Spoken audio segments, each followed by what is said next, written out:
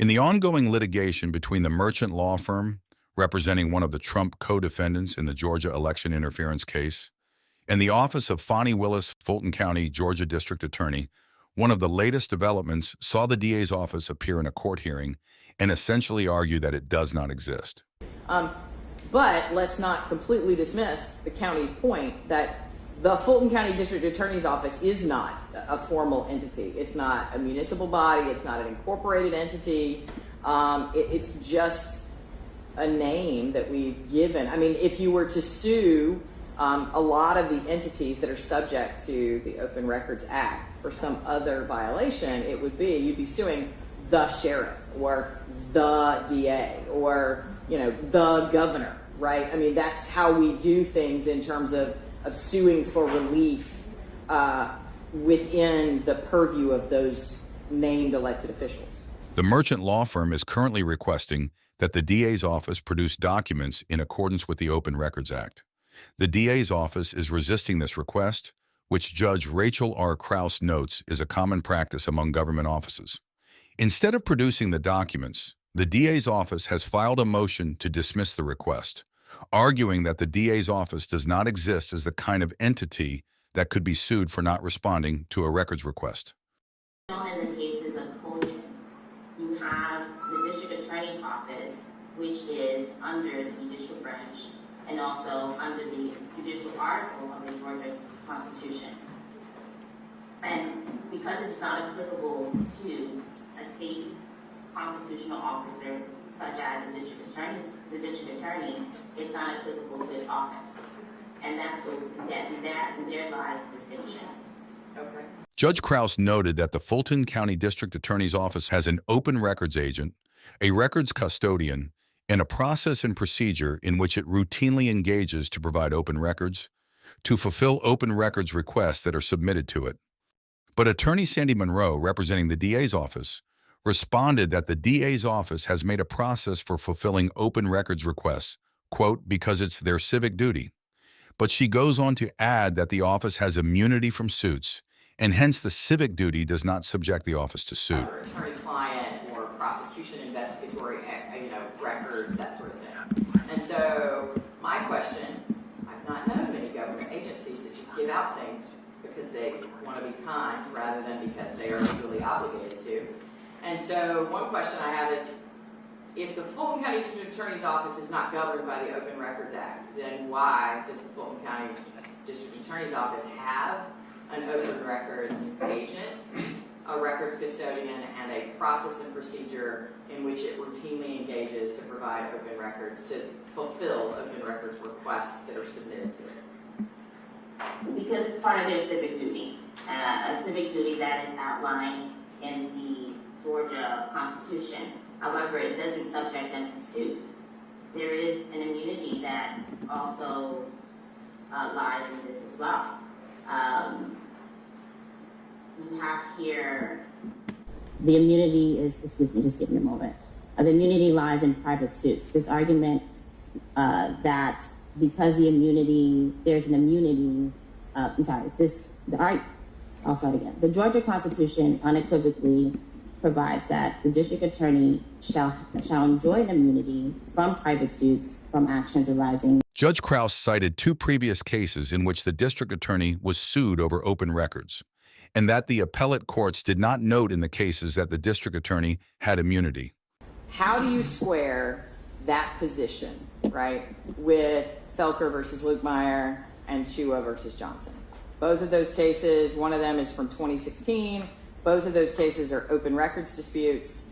Both of those cases, now granted, they were not against the office of the district attorney. They were against the named district attorney. But in neither of those cases did the Court of Appeals or the Supreme Court say, oh, but you can't sue the district attorney for these records. They were all concerned about the nature and extent to which those records constituted open records, the nature and extent to which they would be appropriate. And I'll note specifically in the, I think it's Chua, which is the more recent case, in discussing what was at issue in the case. I'm trying to find the exact quote because I have the footnote. It says, pursuant to this request, it's an open records request, the district attorney agreed to make the files available for personal inspection by Chua's attorney on July 24th, 2013. And then the Supreme Court, the Court of Appeals, dropped a footnote that said, see OCGA 50-18-71A, quote, all public records shall be open for personal inspection and copying, except those which by order of a court of this state or by law are specifically exempted from disclosure. And so how do we square your position?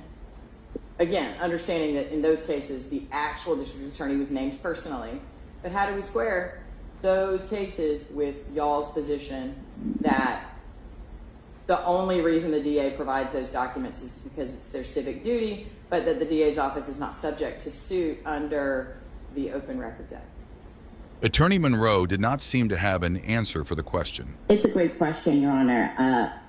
However, without the clear precedent of case law and the application of how the Georgia Constitution and the Georgia Code is to be applied in a given open record setting, it's a difficult question to answer. But I can go by what's outlined in the Georgia Constitution and what their duties and what the district attorney's duties there lies, and that's what I go by. If there was an authority that would suggest otherwise, I would welcome to hear it, but I don't hear it, and nor has my opponent raised that. So it's a bit tricky as it pertains to open records, but what we can go by are the decisions that have been held by the court as it pertains to a district attorney's office. And this is those are the facts and circumstances present here. Okay, and so not to skip around too much, but I think in response to I think that the reason there is in the record a motion to add a defendant in the form of the county of Fulton. And I'm assuming that's an effort to address this concern, right? That if the Fulton County District Attorney's Office is not the appropriate entity, then it must be Fulton County, which clearly would be subject to the Open Records Act. In fact, I think it's their portal that is being used to provide to allow for input of requests and then to provide responses. But I also note that Fulton County objected to that. Is that something that you're handling, or am I pulling in one of your colleagues, or can you address that for me as well? I can, Your Honor. Fulton County cannot be added as a defendant for two reasons. The first reason is that the open records request, which is the very underpinning civil suit of this action, were never made to the county. Okay, the county cannot be subject to lawsuit for violating an Open Records Act if there was no request made to the county. The Georgia Code is very clear in relevant parts. It states that the agencies shall produce for inspection all records responsive to a request. Here, there were several requests. However, not one of the 13 were made to the county. They were made to the Fulton County District Attorney's Office. Secondly, the county should not be added as a defendant because the county is not the custodian of the Fulton County District Attorney's records. They have a designated custodian for those records, which is not a part of Fulton County. And to provide some context to the court, in 2016, the county created an open records portal designed to allow the public to request documents from the county and its departments as also to its respective custodians. Now, the open records portal is available to elected officials and, in this case, state constitutional officials like the district attorney. The district attorney's record custodian is a separate. At a crucial point, Judge Krause asked Monroe if her position is that the merchant law firm has simply petitioned against the wrong entity in its lawsuit, or if Monroe is saying that the Open Records Act does not apply to the district attorney's office at all, including the district attorney herself. The taxpayers of Fulton County, which is not what we want here. Right, and so adding, one of the reasons that I was asking about Fulton County versus the Fulton County District Attorney's Office is I think what I'm struggling to understand is your position that the Open Records Act doesn't apply to the district attorney's office and its records in whatever way we constitute it? Or is your argument just that the wrong entity has been named? And if your argument is that the wrong entity has been named, then if it's not Fulton County, is it the district attorney?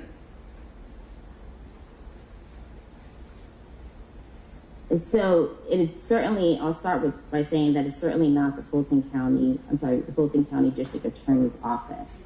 And as far as suing District Attorney Fani Willis personally, don't believe that is something that can be done legally either. But what I've seen in my practice with open records is the suit against the district attorney in its official capacity. Now, whether or not that passes constitutional muster, that's something for the court to consider as well. Okay. Thank you, Ms. Monroe. And I apologize. But though Monroe suggested that suing the district attorney in her official capacity, as opposed to suing her personally, may be a way forward, Attorney John Merchant argued that doing so equates to suing the district attorney's office, putting the plaintiff in the same situation as before. So we wouldn't even be able to file a mandamus against Ms. Willis personally to compel her compliance because we have a legal remedy. So that goes to the court's ultimate question, I think, is if it's not the DA individually, if it's not the district attorney's office and it's not Fulton County, what I've heard today suggested is that we would have to name Ms. Willis in her official capacity. Well, an official capacity claim really is nothing more than a claim against the entity. That's how the case law has interpreted the official capacity claim. So there's no difference, not procedurally or legally, whether we sue her in her official capacity or we sue the office. It's the same entity. So that's a distinction without meaning. So we've done the right thing. We've done what she's said we have to do. And I think Your Honor has appropriately distinguished Meyer because that case, it really passing in a paragraph at the end, sort of extrapolated the reasoning that had been applied to sheriff's offices and police departments to basically just say, well, we think it applies to district attorney's offices too. That's not true, Your Honor. The judge seemed incredulous that the district attorney's office would argue that it is not subject to the Open Records Act. That the DA's office, in whatever manifestation, whatever we call it, a sub of Fulton County, its own independent entity, Madam DA in her official capacity, it is the question. I mean, the question can't be whether they're governed by the Open Records Act. Doesn't it have to be who's the right person to sue for enforcement of the Open Records Act? Or are we really in a place where, despite cases going back to 1996 at least, where the Supreme Court is talking about enforcing the Open Records Act against a sitting district attorney, that you've just named the wrong party? And so let's figure out, because in civil cases procedurally, where there is a right that may be vindicated, oftentimes it's just a matter of determining who is the appropriate party, and let's get the appropriate parties before the court and move forward with the substance. Yeah. But with that said, Judge Krause did acknowledge that this situation does involve relevant claims by the DA's office. But let's not completely dismiss the county's point that the Fulton County District Attorney's Office is not a formal entity. It's not a municipal body. It's not an incorporated entity. It's just a name that we've given. I mean, if you were to sue a lot of the entities that are subject to the Open Records Act for some other violation, it would be, you'd be suing the sheriff or the DA or, the governor, right? I mean, that's how we do things in terms of suing for relief within the purview of those named elected officials.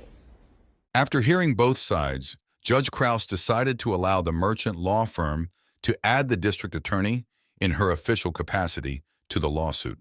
I understand the Fulton County District Attorney's point that, the Fulton County writ large is not the custodian of the records that are sought by the plaintiffs in this case, but it does indicate that perhaps there might be a more appropriate agency, even if it's by addition rather than substitution. And so what I think I might do from a procedural perspective, I don't want to delay things unnecessarily, but I also don't want to get into the time and effort required to go through each of these requests and determine if they were responded to, if responsive documents exist, if they were perhaps documents that the DA's office would have been required to create. I mean, there are all sorts of substance that we'll have to get into if this is an appropriately postured suit that is capable of being urged against some entity that is the Fulton County District Attorney's Office in whatever way it's named. So here's what I'm going to do. I am going to invite the plaintiffs. I'm not going to deny or grant the motion to dismiss at this point. Because I think there is an open question as to whether the Fulton County District Attorney's Office is the entity that would be the representative of the office. But I also think that the plaintiff should have an opportunity, as they've attempted to do already, to move to add a party if they believe there's another party that might appropriately be named here to better posture the case between the real parties in interest, whichever appropriate legal entity that is, whether it's the district attorney in her official capacity, the district attorney in her personal capacity, but whatever it is that the plaintiffs decide, I'm going to give them an opportunity to do that. Giving them that opportunity will then give the county, the Fulton County District Attorney's Office, or whomever is named, the opportunity to move on that issue as well. And then it gives all of us the benefit of perhaps a ruling from the Supreme Court to answer some of the underlying substantive questions to determine if the right party is named. Do we then need to get into the granular? And so what I think I'm inclined to do is to grant 20 days from now for the plaintiffs to amend their complaint or move to add a party in whatever way they choose, to see if there is an entity or party that they might add that will be a more appropriate party procedurally. And then once they add that, I'm going to shorten it slightly to 20 days instead of the full 30 days for the county to file whatever motion to dismiss it chooses, whatever motion practice it might choose to file. And then, obviously, the plaintiffs would have an opportunity to respond to the motion to dismiss, and then perhaps at the 60 days from now, 70 days from now mark, we might be in a better position to know, to have some guidance from the Supreme Court on at least part of the issues here in terms of who is the appropriate party. Thoughts, concerns, questions about proceeding in that manner? Ms. Monroe? That's perfectly fine with me, Your Honor. Okay. Mr. Merchant? We're in agreement, Your Honor. Thank you. Okay. So we will enter an order that indicates that the plaintiff has 20 days from today, and I'm not looking at a calendar. I'm going to make it a weekday, so it'll be a specific date. That it'll say you have until X date to file whatever additional motion to add party or motion to amend. It will be a specific date, roughly 20 days after that the county will have to file whatever motion it feels is appropriate. And then 20 days from there for the plaintiffs to file any response that they think is appropriate. Again, I understand I am shortening the time period that you would normally have. And if the parties can't comply with that and need specifically, you just need to reach out to my office and let me know, hey, can we have an extra couple of days? That's fine. We're happy to work with you. But we'll get that order on file today, and then what I will probably do just as a placeholder is go ahead and set another hearing date at some point roughly out from there. And then, of course, maybe we don't have to deal with any of this because the Supreme Court says one thing, and if we do have to deal with any of this, we'll deal with the procedure, and then if we get to that point, deal with the granular nature of the requests that have actually been posed. That's the plan. Is everybody good with that, Ms. Monroe? Mr. Merchant? Yes, Your Sorry, Honor. that is fine, Your Honor. Okay, excellent. Well, then we are adjourned. Thank you all for your time, and I will see you. I'll look for your briefing and see you in a few months. Thank you. Thank you all. Have a good Thank you. day.